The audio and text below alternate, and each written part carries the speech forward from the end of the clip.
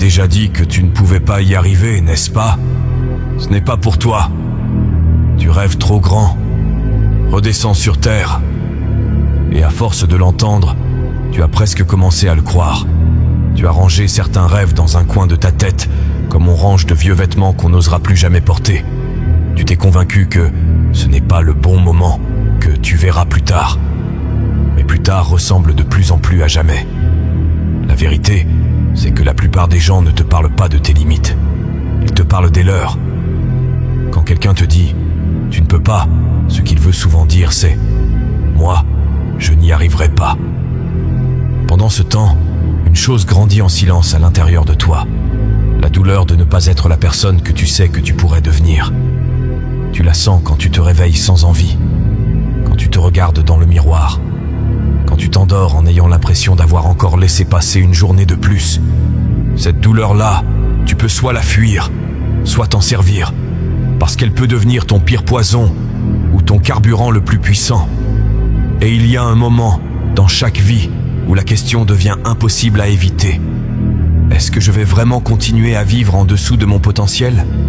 Ce que tu vas entendre maintenant n'est pas un joli discours pour te faire du bien pendant 10 minutes. C'est un rappel brutal, honnête, direct. Ta vie ne changera pas parce qu'on te donne la permission.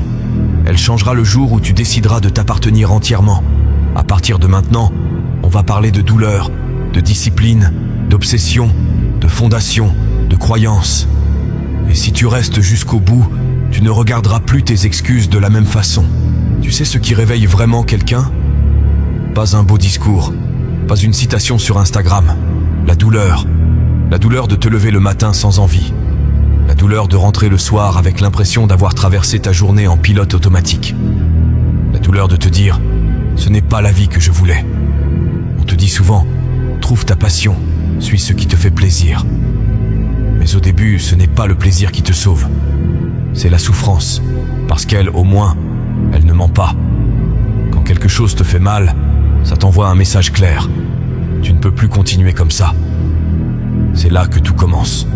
Pas quand tout va bien, pas quand tu es à l'aise. Le vrai point de départ, c'est quand tu n'en peux plus de ta propre histoire. Alors pose-toi une question simple. Qu'est-ce qui te fait le plus mal aujourd'hui? Est-ce ton travail? Ton corps? Ton manque de discipline? Le temps que tu gaspilles? Parce que ce point de douleur, c'est ton GPS. Il te montre exactement où tu dois changer. À ce moment-là, tu n'as pas besoin de tout comprendre. Tu n'as pas besoin d'un plan parfait. Tu as besoin d'un choix. Choisir quelque chose. Un domaine, une direction, un projet. Et décider, là, je vais devenir dangereux. Là, je vais devenir excellent. Oui, tu vas faire des erreurs. Oui, tu vas te tromper de route parfois. Mais tu sais ce qui est pire que de se tromper? C'est de ne jamais bouger. Beaucoup se réveillent à 40 ans en se disant « Je ne sais toujours pas ce que je veux faire ». Ce n'est pas parce qu'ils n'avaient pas d'option. C'est parce qu'ils ont eu trop peur de commencer. La douleur que tu ressens aujourd'hui peut devenir la preuve que tu as enfin décidé d'avancer. La discipline n'est pas ce que tu crois.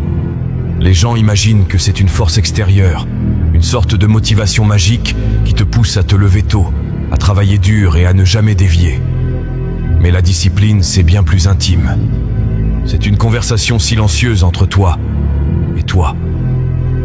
Chaque fois que tu dis « je vais le faire », tu construis quelque chose, même si personne ne le voit.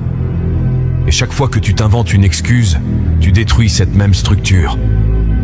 La vérité, c'est que tu renforces ce que tu répètes. Tu deviens soit quelqu'un qui tient parole, soit quelqu'un qui s'efface derrière ses propres mensonges. On oublie souvent que les engagements les plus importants ne sont jamais publics. Ils ne sont pas sur les réseaux, ils ne sont pas annoncés à haute voix. Ce sont ces promesses invisibles que tu te fais au fond de toi. Écrire ce chapitre, t'entraîner aujourd'hui, lancer ce projet, arrêter de repousser.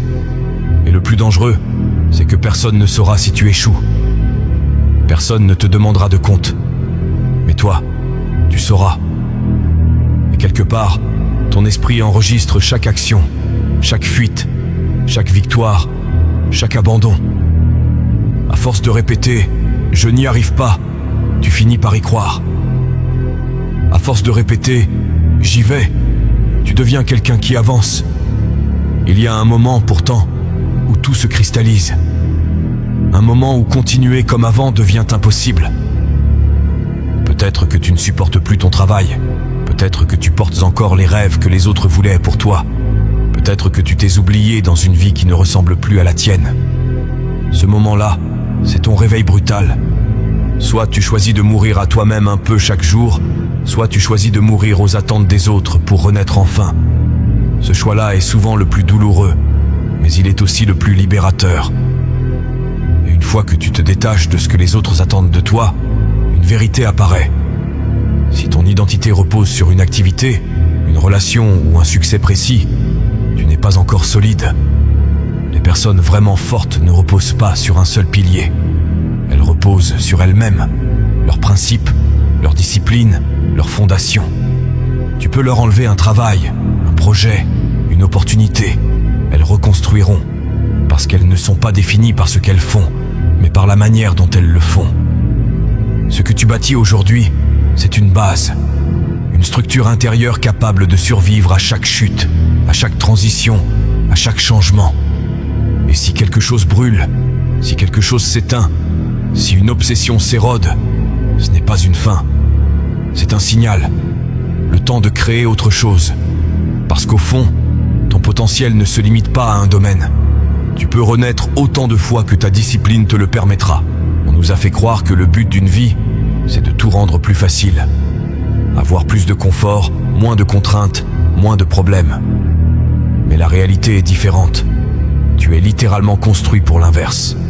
Ton corps, ton cerveau, ton système nerveux sont faits pour s'adapter à la pression. Chaque fois que tu passes par quelque chose de difficile, tu deviens plus fort. Pas seulement physiquement, mais mentalement, émotionnellement. Le problème, ce n'est pas la pression. Le problème, c'est qu'on t'a appris à la fuir au lieu de l'utiliser. Regarde un muscle. Pour le construire, tu dois d'abord le déchirer. Tu le fatigues, tu le pousses au-delà de sa zone de confort, tu le mets dans une situation qu'il n'aime pas du tout. Et c'est seulement après, pendant le repos, pendant la récupération, qu'il devient plus dense, plus solide. Ta psychologie fonctionne exactement pareil. Les épreuves, les refus, les échecs, les critiques, ce ne sont pas des verdicts. Ce sont des entraînements. Quand tu acceptes ça, tu arrêtes de te demander « Pourquoi ça m'arrive ?» Et tu commences à te demander « Qu'est-ce que ça renforce en moi ?» La pression peut effectivement briser. Elle peut te plier, te faire craquer, te vider. Mais elle peut aussi te transformer en quelque chose que tu n'aurais jamais imaginé possible. La différence, ce n'est pas ce que tu vis, c'est ce que tu décides d'en faire. Tu peux rester dans une vie tiède, sans relief, où il ne se passe rien d'intense. Ou tu peux utiliser chaque difficulté comme une salle de sport mental où tu viens forger ton caractère. À partir du moment où tu acceptes que la douleur fait partie du jeu, quelque chose de puissant se produit. Tu n'es plus surpris quand elle arrive. Tu n'es plus choqué d'avoir peur, d'être fatigué, de douter. Tu le vois comme un signal normal sur le chemin. Et au lieu de reculer, tu avances avec cette idée en tête. Si je traverse ça, je ne serai plus jamais le même. La plupart des gens veulent changer, sans jamais accepter d'être nuls au début. Ils veulent réussir sans passer par la phase gênante, inconfortable, où tu ne maîtrises rien, où tu te trompes, où tu as l'air ridicule. Mais voilà la vérité. Chaque maître a commencé en débutant maladroit. Et si tu refuses cette étape, tu refuses ta propre transformation. Tu ne peux pas devenir quelqu'un de nouveau en restant celui que tu es déjà. Tu dois d'abord accepter d'être le fou qui ose commencer, là où les autres préfèrent rester spectateurs. Cette humilité-là est une arme.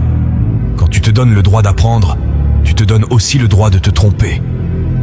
Au lieu de dire « je ne suis pas fait pour ça », tu commences à dire « je suis en train d'apprendre à le devenir ». C'est un changement subtil, mais radical.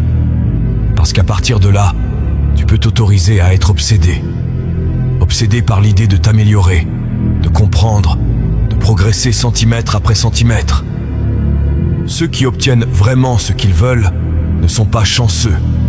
Ils sont simplement incapables d'abandonner. Ils trouvent des moyens.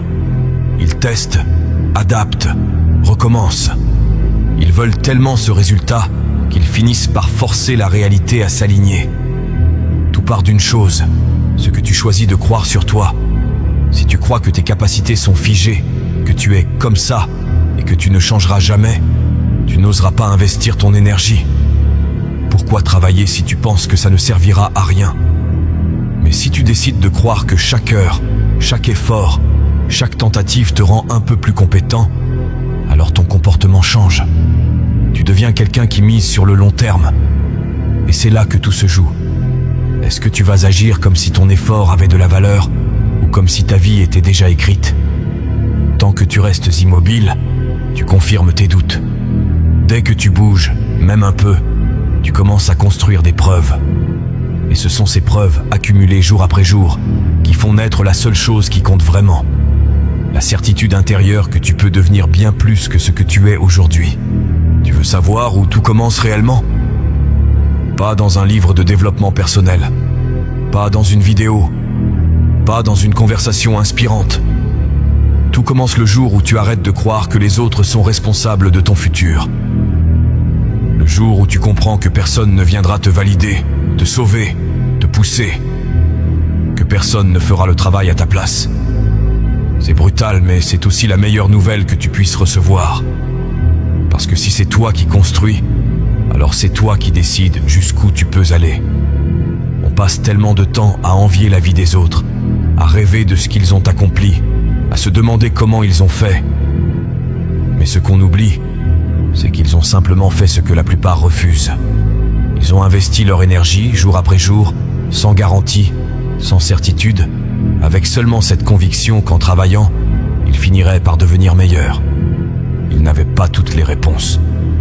Ils n'étaient pas plus intelligents. Ils n'étaient pas plus talentueux. Ils ont juste fait le choix d'avancer au lieu d'attendre. Et c'est là que se trouve la différence entre ceux qui évoluent et ceux qui stagnent. Les premiers mettent du temps et de l'énergie même quand ils n'ont pas de résultats immédiats. Les seconds veulent des résultats avant même d'avoir commencé. Mais tu ne peux pas récolter avant d'avoir semé. Tu ne peux pas devenir compétent avant d'avoir traversé la phase où tu ne maîtrises rien. Et tu ne peux pas progresser si tu n'acceptes pas d'entrer dans l'arène avec tes doutes, ton inexpérience et ton manque de confiance. Alors, pose-toi une seule question. Est-ce que tu investis ton énergie dans ce qui t'améliore, ou est-ce que tu l'investis dans ce qui te maintient au même endroit? Parce que tout, absolument tout, commence là. Pas demain, pas quand ce sera le bon moment. Maintenant. Le mouvement que tu crées aujourd'hui deviendra la compétence de demain. La compétence de demain deviendra l'opportunité d'après-demain. Et un jour, tu réaliseras que tout ce que tu voulais a commencé avec une décision aussi simple que « je vais m'y mettre ». La vérité, c'est que tout ce que tu viens d'entendre ne sert à rien. Si tu t'arrêtes ici, tu peux comprendre chaque idée, chaque principe, chaque vérité sur la discipline, la douleur, la pression, l'obsession, la croyance. Mais si tu ne fais rien après cette vidéo, alors rien ne changera. La connaissance sans action n'est qu'une distraction. Tu peux passer ta vie à consommer de la motivation sans jamais en produire pour toi-même. Et si tu continues dans cette direction, tu seras simplement spectateur de ta propre existence. Regarde en arrière un instant.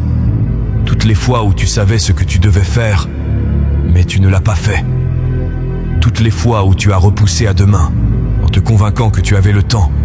Toutes les fois où tu as choisi la facilité au lieu de l'effort. Ces moments n'étaient pas des erreurs. Ce sont des rappels. Des rappels que tu peux faire mieux, être mieux, vivre mieux. Des rappels que tu n'as pas encore pleinement utilisé ce que tu es capable de devenir. Mais maintenant, tu n'as plus l'excuse de l'ignorance. Tu sais que la douleur peut te guider, que la discipline peut te libérer, que l'obsession peut t'élever, que la pression peut te renforcer. Tu sais que chaque débutant maladroit peut devenir un maître s'il accepte d'être mauvais au début. Tu sais que tu es conçu pour t'adapter, évoluer, grandir. Tu sais que ta vie ne changera pas parce que tu l'espères, mais parce que tu l'exiges. Alors regarde là où tu veux aller. Pas demain, pas plus tard. Maintenant. Tu n'as pas besoin d'un plan parfait. Tu n'as pas besoin d'être prêt. Tu n'as pas besoin d'attendre un signe. Le seul signe que tu attendais, c'est le moment où tu réalises que ce que tu veux dépend entièrement de toi. La question, la vraie, celle qui décidera de la suite de ta vie, c'est celle-ci. Est-ce que tu vas agir comme la personne que tu veux devenir ou comme celle que tu es en train de rester? Parce qu'au fond, tu le sais déjà, la version de toi qui abandonne est déjà morte. Il est temps de laisser vivre celle qui avance.